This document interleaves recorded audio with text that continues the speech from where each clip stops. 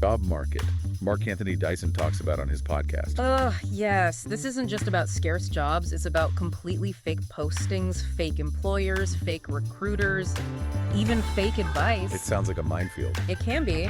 Dyson really stresses vigilance. Job seekers have to verify everything, research the company Glassdoor, Reddit, wherever, be super skeptical of unsolicited offers, check email addresses, websites. Wow, it adds a whole other layer of stress, doesn't it? It really does. Coaches, you need to equip your clients to spot these scams.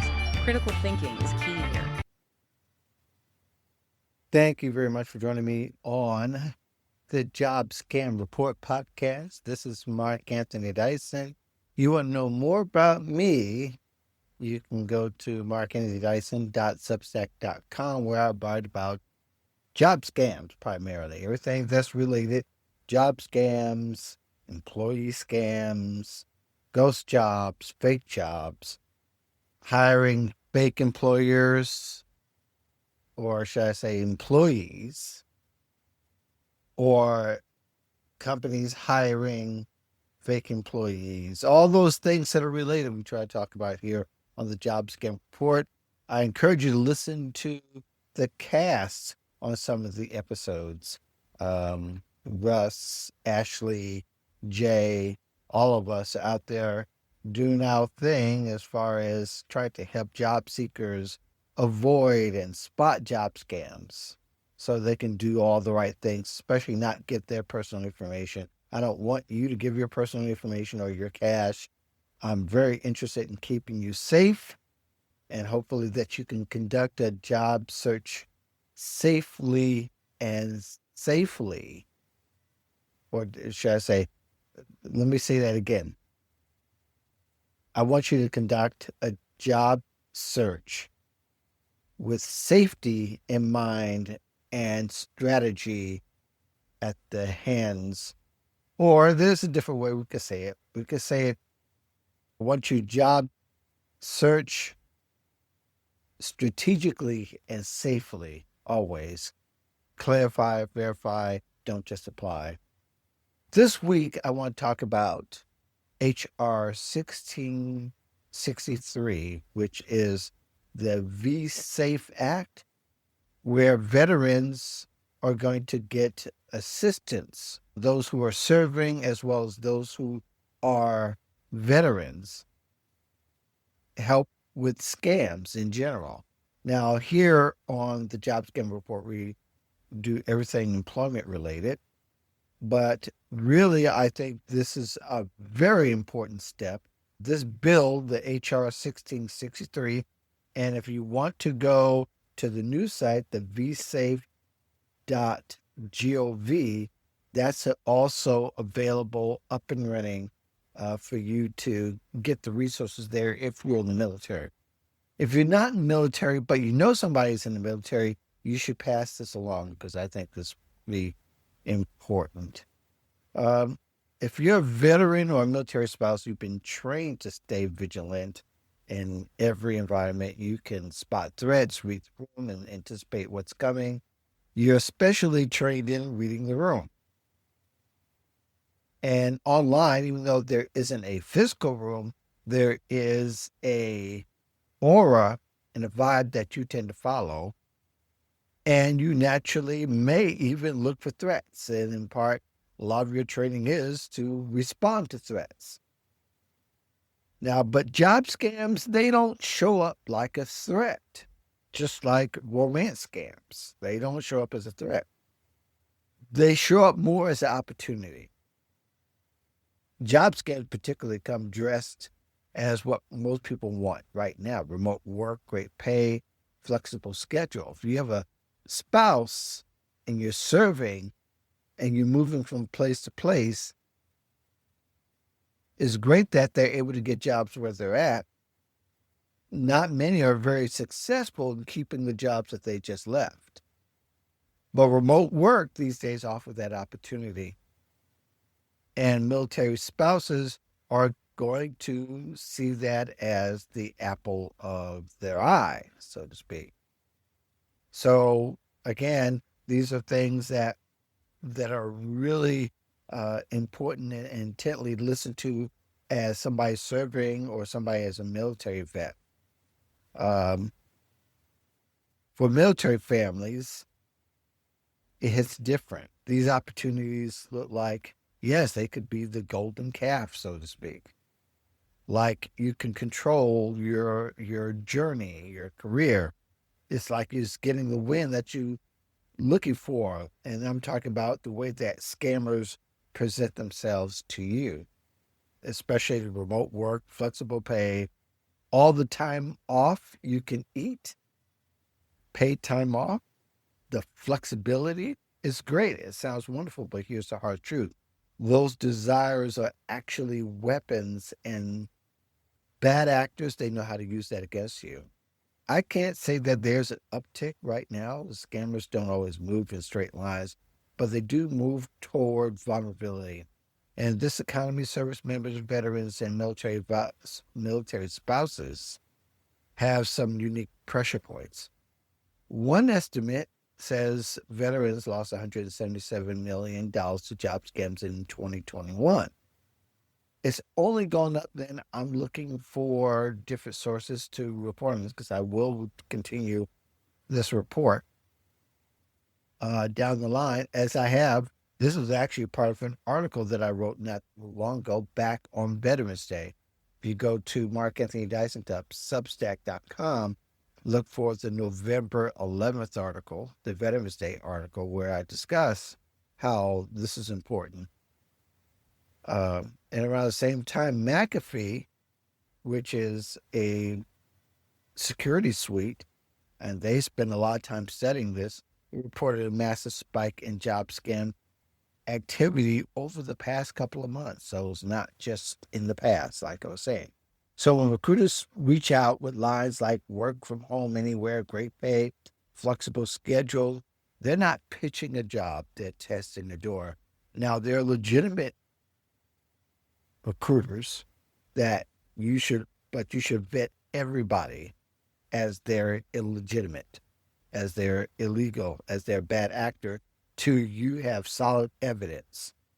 And if they're approaching you online, more than likely they have an online presence. And you can also look at the job scam report, as we always talk about who to trust as far as a recruiter, who's not. I'm not going to get deep into it now. I will in future episodes. It will be something I will continue. But scammers know that military life comes with frequent changes, new duty stations, new routines, new networks. And for military spouses especially, that constant movement can make remote work like it's the only path to a real job. They also know that trust is a shortcut. So they'll borrow credibility by using phrases like veteran-owned business or veteran-friendly employer. And if you're not watching closely, details you normally verify get blurry by urgency, by the tone and being accommodating, saying, get this now, you could get paid pretty generously. You don't even have to work a 40-hour week. You can work 10 hours and make $500 that day. When it seems too good to be true, and everybody's been saying it, it probably isn't. So that's where you'll need to, again, watch. Which brings to the anatomy of veteran job scam: impersonation plus social engineering. And I talk about this a lot, how it's the play on your emotions. You're wanting to get a job where you can keep it for a long time while you move, pack, and replant yourself as a veteran family. Of course, it just opens more doors for fake employers, fake recruiters, with pressure to act immediately. So there are 3 red flags to remember. And again, there's more, and I want you to be even more aware. Red flag number 1, the fact that you're paying to play. If somebody wants money up front for a certification, background check, training, or exclusive onboarding, to stop and check it out. This is not something that is completely reliable unless you've done the full vetting process. 2, fake jobs and spoofed websites are rampant. And you probably know that a lot of these fake websites, they look kind of scary because it often looks like a ghost town. Now, there are real companies small companies that may have a very sparsely populated website. They could be the true website, but the ones that scrape sometimes could have maybe a little bit more than that real startup. So you really have to check things out. Now, I have a resource, and one of the things, resource on the Job Scam Report tells you 20 ways you can vet a real website or a fake website. The one I usually recommend, one that I mentioned in a recent article on cnet.com, is called whois.com. You put in the company name right at the very top of the page, and it'll lead you to see if that company the site is owned by. If it's not owned by the company, it's not for you. If it's something that was created last year, more than like it was, or even if it was late last year, and it's a company that say they're well known, that's a red flag. Again, whois.com. That's very key. Red flag number 3, request for sensitive documents too early. They want your Social Security, birth certificate, driver's license before you even go to an interview. That's not how interviews generally work. But even in your case, even further, they may ask for your DD-214. Those are sacred in the worlds of veterans. I know. I work with veterans quite a bit. My son owns a veteran-driven business that's doing very well. He hires veterans. And we all know the DD-214 is something that is, again, that's not something you give to anybody or anyone. They may want bank information. They may want more information that they should want to give, but those are the things you want to avoid. One reason for this matter, the AARP reported job scams can produce some of the highest losses per incident. Thousands of dollars that have gone fast. In other words, upward towards $3,000 per loss, depending upon the state. There's a study out there that breaks down which states are giving out. I think that is on the Job Scam Report somewhere. You'll just need to be a whole lot more vigilant. So protect your money, protect your identity, protect your next chapter, protect your future, protect your privacy. If an offer tries to rush you, isolate you, or charge you, slow it down, or better yet, disengage. Because really, it just takes one sign to go the wrong way. But really, it should just take one sign for you to disengage and either look for someone else or totally disregard it. But it is important to report it to VSAFE.gov, as they build a database. They are going to look at what's the most important, these alerts, and see the patterns and see where they're going to go after. Now, let me tell you a little bit more about the VSAFE Act, and maybe this will help as I go into details here.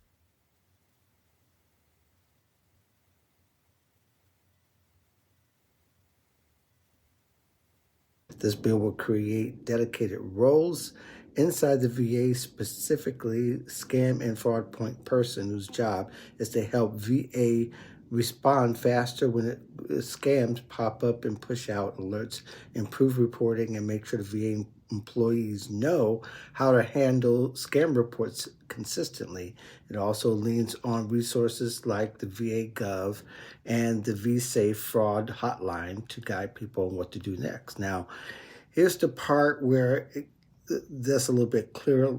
Now, I'm going to say as well that this is not specifically for job scams, but I do the reporting here. But it doesn't stop the rings from impersonating recruiters, spoofing phone numbers and benefit phishing links, etc. But it can reduce the chaos when veterans get targeted by making the VA's response faster and more consistent and perhaps give them more specific help. Military spouses can also benefit, and those who are associated with them in helping them to manage benefits, especially once they are older, they can't do for themselves, including surviving spouses, can also be helpful or be helped by this initiative. But what about people transitioning out, like those in mandatory job transition programs like the TAP? The bill doesn't specifically require TAP or transition programs to teach job scam defense. It can coordinate coordinate Department of Defense, but it doesn't force the training into transition pipeline. So right now, here's my advice. If you're a veteran or a transitioning service member, treat every recruiter, contact, life verification, exercise, verify the company independently, verify the recruiter identity off platform, never pay to get paid, and don't hand over sensitive info until you confirm the job is real. Your social security number, your security clearance, those kind of things. I'll do my best that I possibly can to keep track of the development of this bill. And apparently they are not going to hire like a bunch of people for this. They're going to use the resources they already have. So this could affect you. It could affect those who are serving a veteran, who are helping them to get the benefits. And again, this is a general benefit bill. This is not specifically job scams. I write about job scams. I talk with you and all over the place about job scams. So I won't be surprised that this is going to be developing for a number of years until they realize that perhaps job scams may need their own place in the sun as far as attention is concerned, because the job scams are very prevalent, especially amongst military spouses, active and those that are not active for a lot of different reasons. I've written about that on the Job Scam Report before last fall. I'll see if I can find the link and I'll put it there. In the meantime, as I always say, clarify, verify, don't just apply. You got to vet everything and watch this bill develop. Hopefully, it will make it all the way through for it to be signed into law. This is going to be something that will deserve attention, not just for veterans, but for everybody. But this is a good place. I think college students could also benefit from the same kind of idea that they should include scam prevention as part of their programs as much as they do careers, and even a hybrid of both. So there you have it. Thank you very much for watching this video, the Job Scam Report. Subscribe to the channel. Again, clarify, verify, don't just apply. You got to check everything out.